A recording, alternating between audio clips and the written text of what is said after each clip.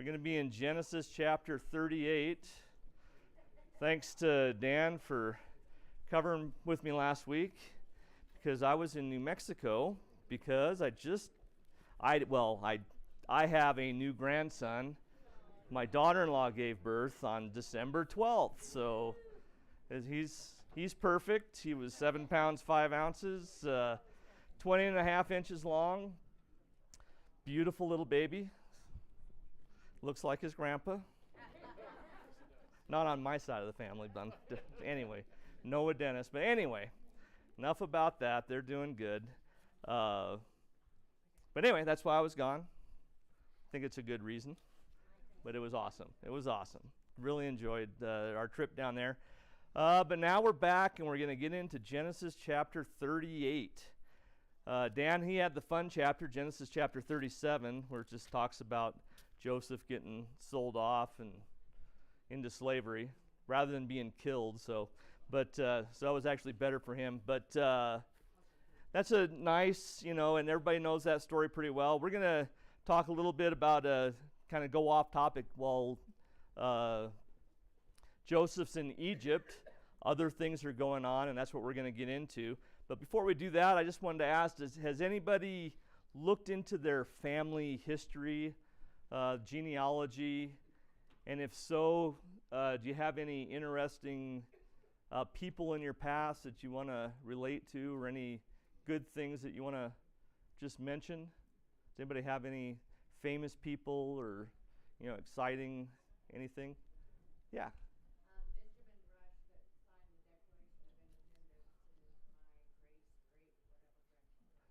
Great whatever grandfather signed the Declaration of Independence. Awesome.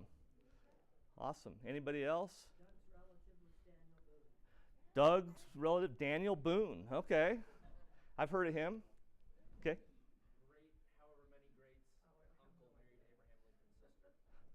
Okay, great whatever married Abraham Lincoln's sister. Very nice. That's awesome. And Natalie did not know that. Anybody else? Yeah. Adam and Eve. All right. I don't know if I have that one in my line. Well, just recently, I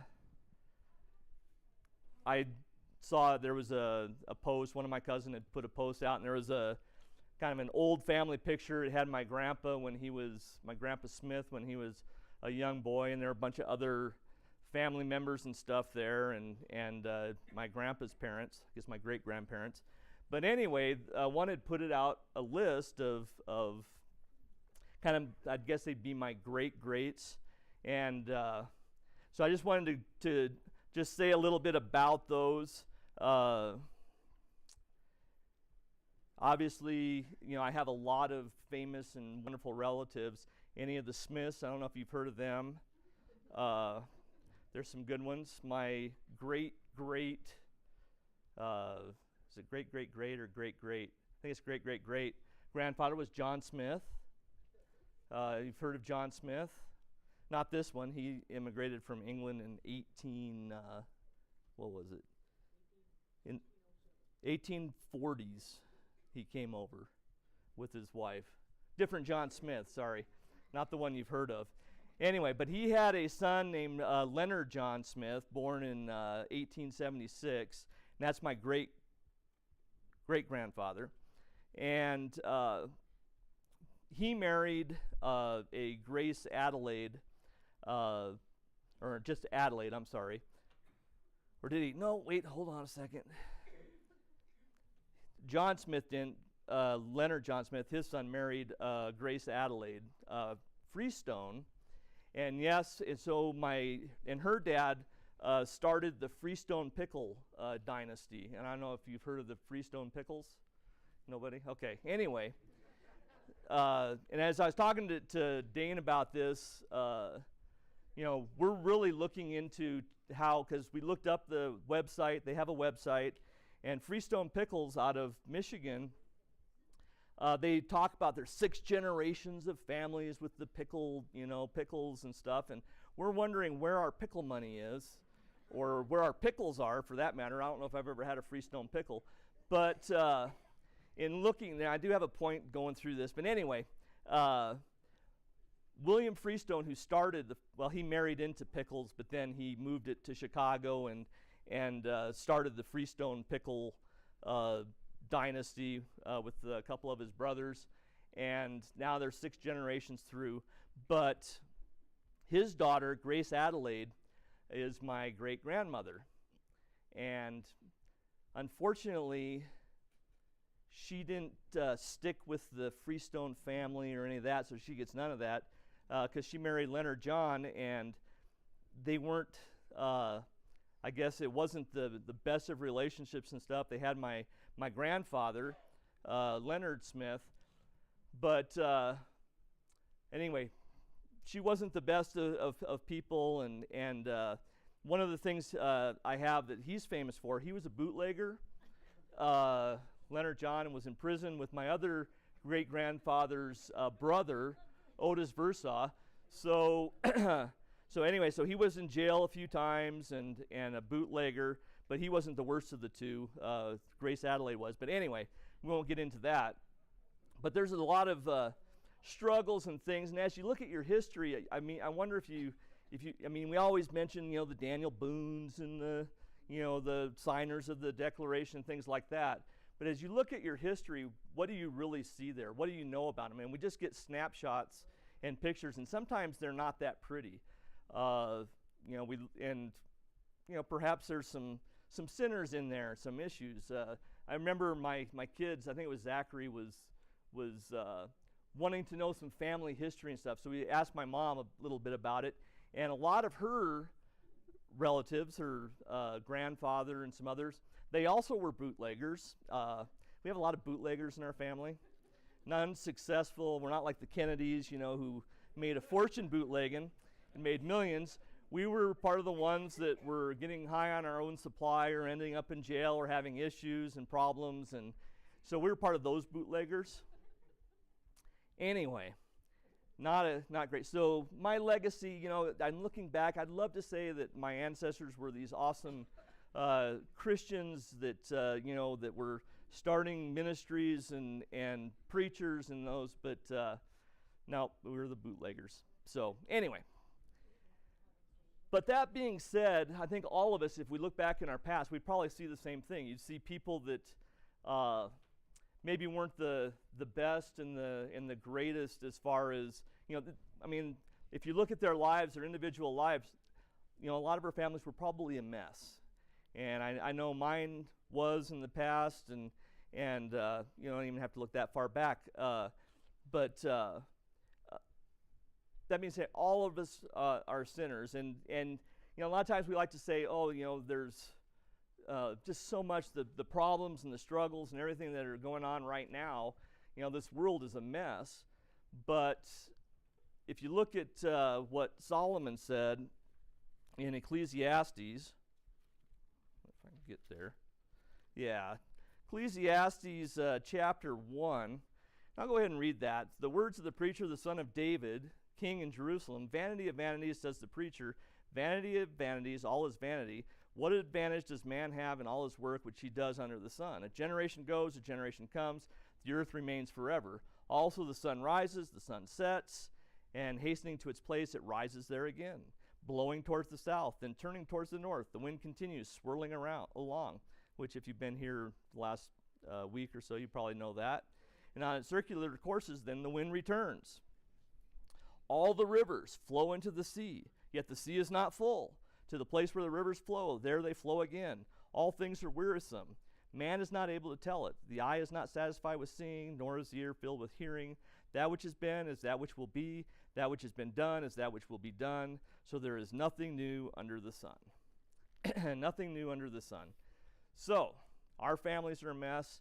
And today we're going to be talking about one of from the line of Jesus. We're going to be talking about Judah, and specifically Jesus's great grandmother Tamar, and we're going to get into that today in chapter 38 of Genesis, if you want to turn there. But again, remember, there's nothing new under the sun. We think things are bad. Things have always been bad. If we've looked now at some of this in Genesis, and it's amazing that God puts this in a lot of the story of this tale, and we see these great people. But what have we seen so far with Abraham and with Isaac and with Jacob, the great forefathers? A lot of it's been kind of messy. There's been deceit, there's been treachery, there's been lying, betrayal, just a lot of kind of, I don't know, man-type things going, if you will. Because, again, we're all mankind, and that seems to be our history. And I wonder sometimes what God sees when he looks at us. And, we know what he saw in the time of Noah, but even after that, it seems like it's kind of messy. It's kind of been a mess. But we're going to talk today about one of those circumstances, one of those cases, in chapter 38. First, I wanted to get a little bit of the chronology, just as far as perspective. Last time I was here, we talked about, 2 weeks ago, we talked briefly, because it mentioned Isaac's death, and Ishmael and Jacob went and buried their father. But as far as what was the timing of that, when did that occur? Because then right after that, we talk about 37, where Joseph sold into slavery. We know he was 17 at that time. Well, and just doing a little bit of chronology just to get us kind of our senses. I like things chronological and kind of neat. And Genesis isn't as neat as I would like it as far as the chronology and the timing and things. But from what I can see, Jacob was about 90 when Joseph was born. And when Jacob went to Egypt, which we'll get to here a few chapters down the line, he was about 130, and then he died at 147. So when Jacob's father Isaac died, Jacob was about 120, Isaac was 180, so we know that. So Isaac, when he became a father, was 60. So you can see, there's just, as we look through that, seeing how old Jacob was at the time, not that it's important, but it shows that Joseph was probably in Egypt about 13 years when Isaac died. So just kind of get your perspective. So that happened before he was sold and all that, or after he was sold and all that happened in chapter 37 was when Isaac died. So I just wanted to get that kind of clarified as we go through. And the events of chapter 38 also happened right after Joseph was sold into slavery. Because, and we know that chapter 38, verse 1, and we'll go through 1 through 5, it came about at that time that Judah departed from his brothers and visited a certain Adulamite whose name was Hira. And Judah saw there a daughter of a certain Canaanite whose name was Shua, and he took her and went into her. So she conceived and bore a son, and he named him Then she conceived again and bore a son and named him Onan. And she bore still another son and named him Shelah. And it was at Chezib that she bore him. Okay, so Judah goes, leaves from his brothers, goes into the land of Canaan, and there's a man there named Shua. He likes his daughter, and so it doesn't say he marries her. He took her, has 3 sons. So I'm not exactly sure what their status was. I'm assuming they were married. But 3 sons, Onan, and Shelah. And that's pretty much all that is right there. So now Judah is in Canaan. He has 3 sons, a wife that is not named, but she's the daughter of Shua. Verse 6, Judah took a wife for So his firstborn son comes of an age to have a child, or to get married, and that being and the wife that Judah got for him was Tamar. Then in verse 7, Judah's firstborn, was evil in the sight of the Lord, so the Lord took his life. Okay, evil, and the Lord takes his life. What did do? Anybody have any ideas? I have no idea. We don't know. We just know he was evil in the sight of the Lord, and the Lord took his life. How he took his life, we also don't know. We just know that is dead. So Tamar married to is dead. And that's what we know. Anybody have any thoughts what might have done, or what kind of person he might have been? He's not a good person. You guys don't know any more than I do about I just know I don't. You don't want to cross God at all. This is, but we'll talk a little more about that here in a bit. Starting then in verse 8, Judah said to Onan, "Go into your brother's wife, perform your duty as a brother-in-law to her, raise up offspring for your brother." And Onan knew that the offspring would not be his, so it came about that when he went into his brother's wife, he wasted his seed on the ground in order not to give offspring to his brother. But what he did was displeasing in the sight of the Lord, so he took his life also. Okay, we've got a nice soap opera kind of forming here. What's going on? You have it's a practice called levirate. That's where, and at the time, women were not, I don't know, their status wasn't as favorable as that's probably too nice a way to put it. But marrying into a rich and wealthy family, which Judah's family was wealthy, they were a rich, powerful family. So for Tamar to be part of that, she needed to have heirs. She needed to have children and be married to one of Judah's sons. That was but he was off. God, took him out of the picture. So the practice was that for her to continue within the family, to be part of the family, she needed to have a child. That child then she was given to the brother-in-law, and then the brother-in-law was to have a child with her.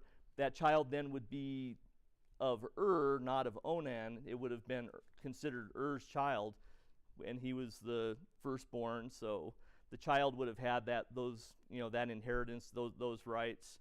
And Onan, seeing, basically he's not wanting to participate in this practice. He's not wanting to have his brother's wife's child. He prevents that from happening. So she does not conceive. He does not allow her to have a child, though God wants Tamar to have a child. We'll see that here in a bit. And so Onan, he's out of the picture also. God takes his life. We can kind of see what he did was wrong in the sight of the Lord. Not sure what did. We know what Onan did. Both of them are taken out by God. So then what happens? We still have Tamar there. She does not have a child, but Judah has a third son. Judah said to his daughter-in-law, Tamar, "Remain a widow in your father's house," so go to your father's house, "until my son Shelah grows up, for he thought, I am afraid that he too may die like his brothers." So Tamar went and lived in her father's house. So you see Judah's thinking here. He's like, okay, I've lost two sons. Maybe it's because they're married to this Tamar. Maybe there's something going on here. I have a third son, my only son that I have left. What I'm going to tell her is, he's too young. He's not of age yet. Go live with your father. Kind of get out of the picture and head out for a while. And when Sheila's old enough, we'll call you in and then maybe you can have a child with Shelah. But again, Judah's worried that this third and last son may not find favor with God as well, and maybe he'll be killed. So anyway, Tamar does what Judah asks and goes and lives with her in her father's house. Okay, intriguing story, isn't it? I think I don't know, fascinating. Like I say, it's a nice soap opera here. Okay, it gets better. Verse 12, we'll go through 12 through 19. After a considerable time, Shua's daughter, that's Judah's wife, the wife of Judah, she dies. And then when the time of mourning was ended, I'm not sure how long the time of mourning was, Judah went up to his sheep shearers at Timnah, he and his friend Hira the Adullamite. And it was told to Tamar, behold, your father-in-law is going up to Timnath to shear his sheep. So she removed her widow's garments, covered herself with a veil, wrapped herself, and sat in the gateway of Enaim, which is on the road to Timnah, for she saw that Shelah had grown up, and she had not been given to him as a wife.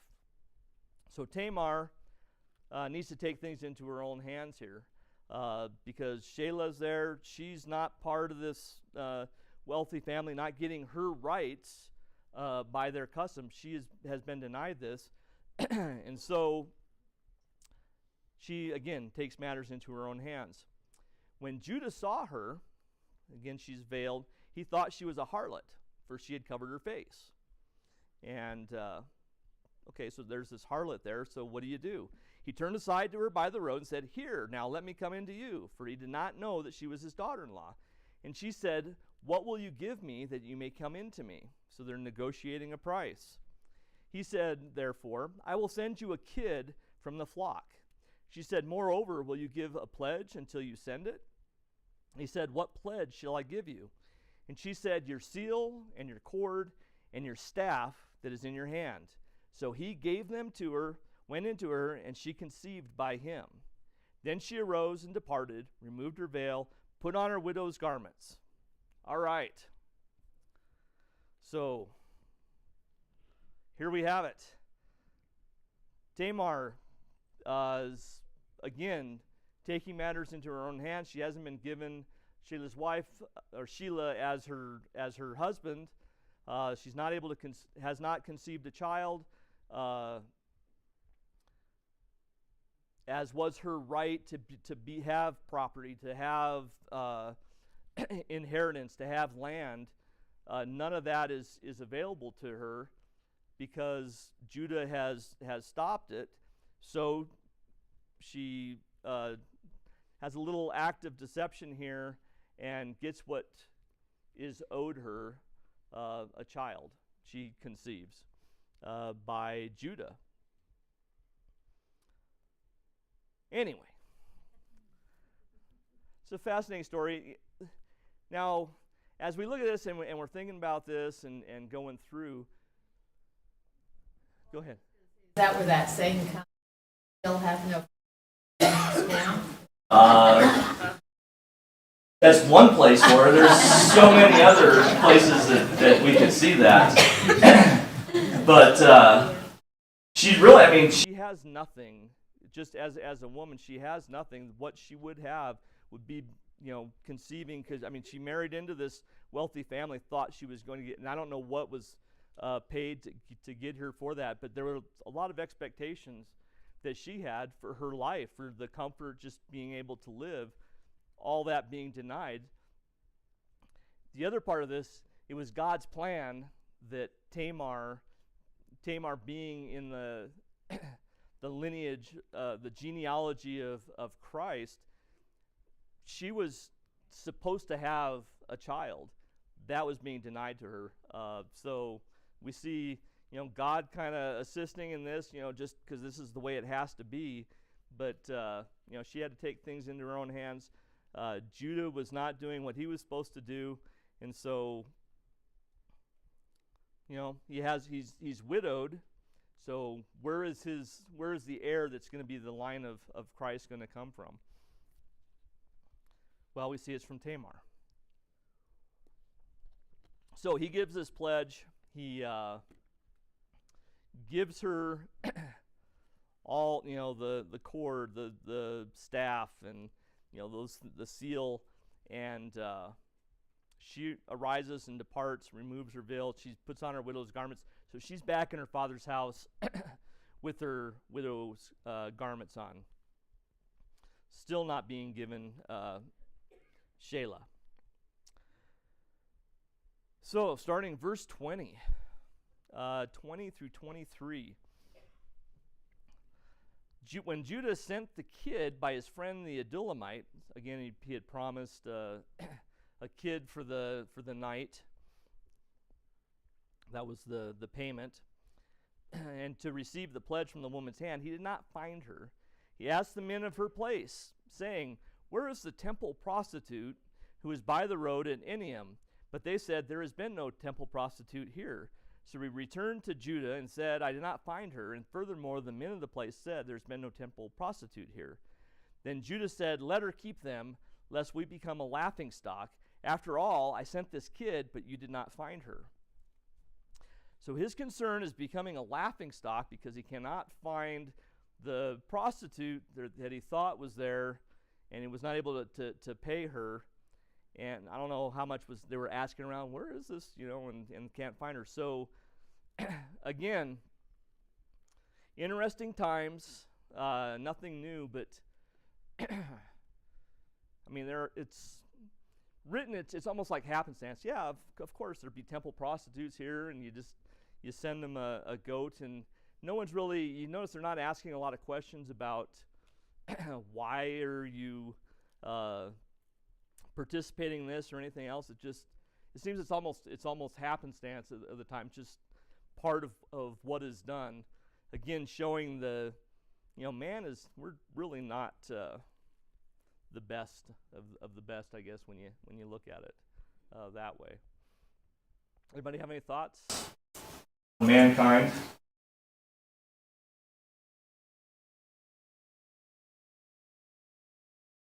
All right, we'll continue with the story then. And what's amazing about this, remember, this is the lineage of our Savior, Jesus, which again goes to show, good part about this is remember that Jesus is the Son of God. The man part, we can see all of that and all the struggles in that, but his perfection with all the sin and everything, and he's raised and lived in a time of that. He's perfect. So it's an amazing, it's amazing how great our Savior truly is. Because mankind is not in and of themselves. Verse 24, 3 months pass. Now it was about 3 months later, Judah was informed, "Your daughter-in-law Tamar has played the harlot. Behold, she is also with child by harlotry." Then Judah said, "Bring her out, let her be burned." What do you think about that one? So she's played the harlot. She's conceived. His response, "Bring her out and let her be burned." So it's okay for him to be with a temple prostitute or a harlot, but she's played the harlot, so she needs to be burned. So great time to be living, right? Fortunately, she had planned ahead. Verse 25. It was while she was being brought out, so they're actually bringing her out, that she sent to her father-in-law, saying, "I am with child by the man to whom these things belong." And she said, "Please examine and see whose signet ring and cords and staff are these." Tamar is kind of I like Tamar. She's all right. I mean, she was kind of forced into a difficult position, but she did plan. She was, and you can see God's providence through all this, for her to think, "Hey, Judah, give me your signet ring, give me your cords, give me your staff," as just prepayment or just to hold, so that when you send that kid, the goat, I'll send those back with you, that pledge. So what will Judah do now? Verse 26. Judah recognized them. Surprise! He recognized them. Isn't that amazing? He recognized his stuff and said, and this, it speaks to Judah here. She is more righteous than I, inasmuch as I did not give her to my son Shelah, and he did not have relations with her again. Now, so that's the crux of it. He was not going to give her to Shelah, which was by their customs law, that was her right, her inheritance right, her whole ability to have wealth or anything was based on her being able to have a child by her husband's brothers. And that was denied to her first by Onan, and then Judah took it into his hands and denied that his other son from her. So Judah recognizes, yes, I am the father, but he sees that she was more righteous than what he was. So Judah has this revelation also that, it was, I denied what was right. I denied what should have been for her inheritance, and so she had to do what she had to do, and he participated in it. And the amazing part about this is God, needing Tamar to be in the line, allows that to happen, but through Judah directly. And it's, again, how God works amazes me as you study it, as you see it. How he works in our own lives, also amazing and truly incredible, and something we should be aware of. Things don't always go the way we think they should, or the way we hope they should, but God is always working and always has a plan for us. Good thing about Judah here, he does repent of his wrongdoing, because he did. It was as far as having wronged her, she should have been allowed, she should have been given to Shelah. He let fear of them dying. I'm wondering, though, just how bad, if he had conversations with and Onan, why were they so evil, and what else were they participating in to the point that God had to kill them? Go ahead, Eric. I find this interesting. As we read Genesis, a lot of times there's a sin.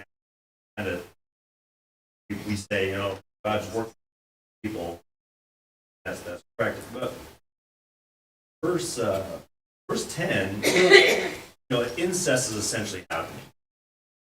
In our culture, I can't imagine this being a part of the will. In our current culture, that culture apparently not.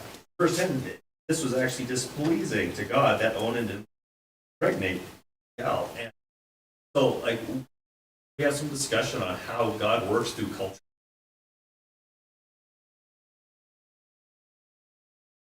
Absolutely.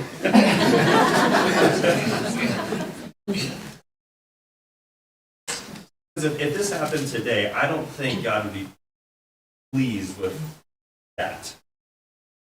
No, we certainly wouldn't be. Don't know if God would be or not. It doesn't seem like he would be. But we are living under a completely different dispensation than what they were. As far as culture, God had a plan for man. He had a specific plan for man. That goes back to the garden. Man chose his own way. You see that throughout. There's God working in the cultures, but the reason he's working in the cultures is because man in those cultures always seems to be defying God's will or God's plan. What was one thing that God didn't want his people, this is after the law, he didn't want them to have kings like the other lands and stuff. But they did. I mean, we have King David. Why was that allowed? Is because they were insistent. So throughout the cultures and everything else, you see man doing what man does, and God having to work through man, no matter what the culture was or what it was at the time. I mean, we think that we're this enlightened, wonderful culture at this point, but are we really? I look at our culture. We're so advanced and so civilized, but again, I see a lot of the sin and things. We go completely against what God wants. A lot of times, there are some that try to follow and hold on to that. Never on. I was going to say a lot of times back then, Adam and Eve, who children did they marry? They married their sister. I think it a lot of times comes down to how you feel about it. I think it's wrong.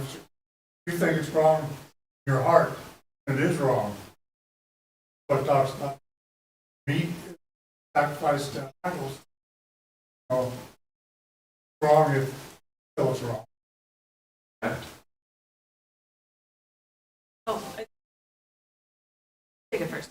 So, an important thing to keep in mind with this practice is that this was authorized by God in the Mosaic Law. That if a woman and a man were married, and the man dies, that the woman would be married to their brother, or married to his brother. That was allowed by God through the Mosaic Law and brought up by the Sadducees when they challenged Jesus on whether or not there'll be marriage in heaven. And that's, again, part of God's will, that Jesus has to come through Judah's line. And while there is quite a bit of deception going on in the story, it's got to happen one way or another. And God apparently doesn't hold Tamar as wrong for doing this, because this was her right by Mosaic law. Have a child through Judah's line. It was pre-Mosaic law, but certainly Pre-Mosaic part law, of but then the authorized- patriarchy of the time. It was Yeah, authorized. but Authorized at that time, yes. yeah. So it's important to keep in mind that this was not just a cultural practice, this was something that was actively stated and allowed by God. Not just in the patriarchal era, but continued through the Mosaic era and confirmed there. In our culture, yeah, it would be icky, but that's... Icky. It would be kind of gross. But That is that's the appropriate what term. God, Let's do that. but that's what God allowed. Absolutely. And you say God allowed it. God's plan was for, right, Jesus to come through Judah, that line, but his plan also was to come through Tamar. That was being denied, actively denied by her first, Onan, and then Judah himself was basically denying that heir to come. Right. By denying, so he's working actively to deny God's plans. That was basically what I was going to say, but you did it way better. I was thinking of, Especially with the icky, is that? yes, icky was the word on top. Because culturally, we just it hurt any brothers of a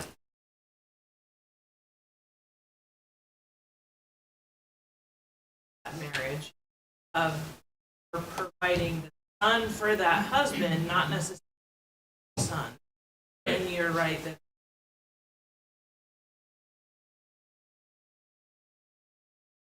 Sure.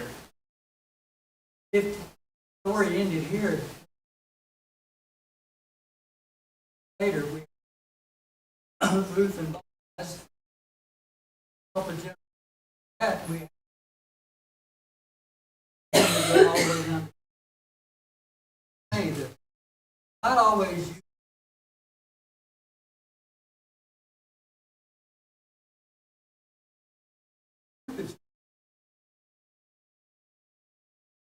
depends on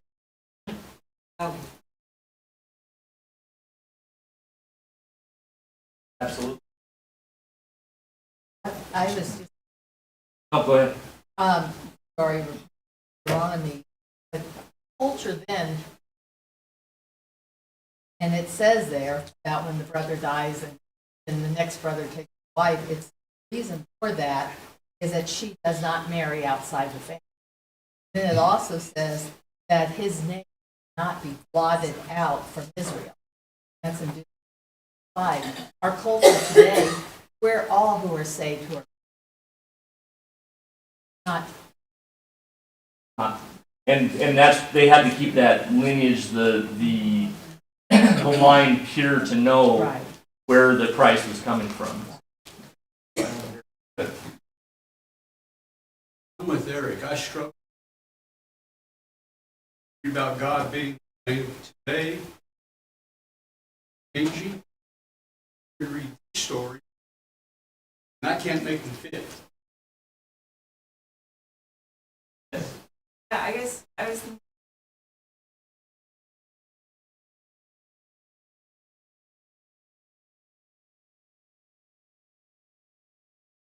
God's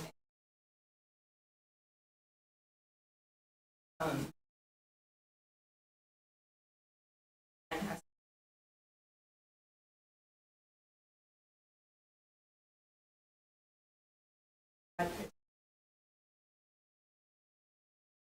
God isn't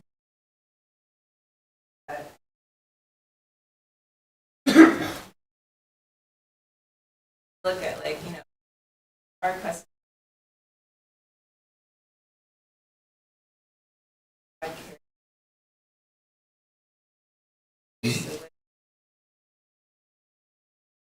God's was incest, and in that situation, that person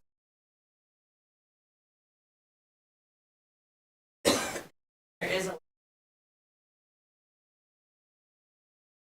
like in this law that was how God was.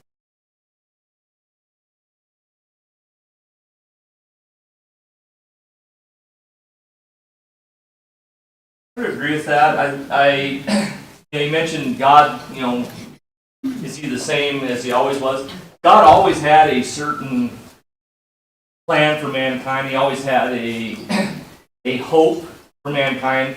I think it's truly, if you look at it, it's amazing that mankind still exists, because if, God should have wiped us all out along, well, he did at the time of Noah, almost took us all out.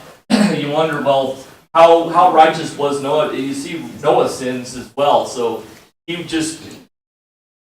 just isn't as good as we hope. But God always had a plan. God always had a purpose. Here his purpose is to try to get to Jesus. This whole part of the Bible, the whole Old Testament is pointing to Jesus, and God is using Abraham, Isaac, Jacob, and then on down, and here's Judah to get to that point. Yeah, he's using sinful man. He's using these people, but part of I think what we're seeing here, when we get to Jesus, we realize that it's not man that is achieving. It's not man that is the Savior. It's not man that is able to do to save himself, because we are. I mean, these stories are just, you're right, Eric. It's just it just doesn't seem right. I mean, based on our culture, but their culture, our culture isn't really that right either. Theirs certainly wasn't. But God is using what man is kind of putting forth to get to the Savior, and his plan was Tamar was going to be part of that line. Judah worked at it to try not to allow that to happen, but God used the culture of the time to achieve his plan. But again, but what does it show? It shows for us. I think it shows our salvation isn't by our deeds. It isn't by our ancestors' deeds. It isn't by by anything except our salvation is because of Christ, is because Christ was perfect. Christ is without sin. Christ is that one that is truly amazing in that he was able to live in the culture of the time without sin. Can we say the same? Go ahead, Aaron.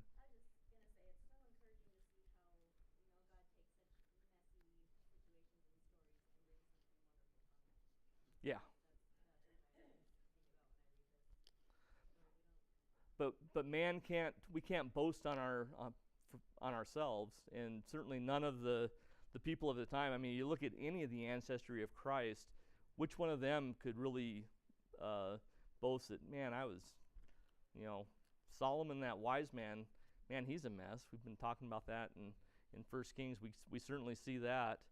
And he didn't follow what God wanted for him. God actually told him directly what he wanted. The law was there, and yet he married how many wives and concubines did he have? Just never mind just the horses that we had talked about here a couple weeks ago. But he wasn't supposed to have. But anyway, we got it like -2 minutes, so let's just go ahead and finish the chapter. Judah has repented. Came about at the time she was giving birth that, behold, there were twins in her womb. Moreover, it took place, there were a lot of twins back then as well. It took place while she was giving birth. One put out a hand, and the midwife took and tied a scarlet thread on his hand, saying, this one came out first. But it came about, as he drew back his hand, that, behold, his brother came out. And then she said, what a breach you have made for yourself. And he was named Perez. And afterward, his brother came out, who had the scarlet thread on his hand, and he was named Zerah. And Perez, of course, is the one that is of the lineage of Jesus. All right. That is chapter 38. We'll get back to Joseph next week. I appreciate all the comments and thoughts. Again, the soap opera of Genesis, it is, I don't know, I found this chapter I found fascinating, just all the, just kind of the things that you have to think about through that.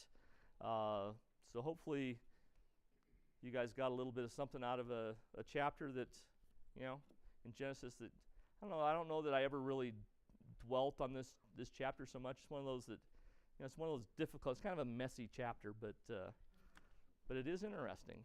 It makes a good story. All right, we'll go ahead and be dismissed now. Make sure as you're heading out, if you got to get your communion something, say happy birthday to Vi, whose birthday isn't today, it's tomorrow.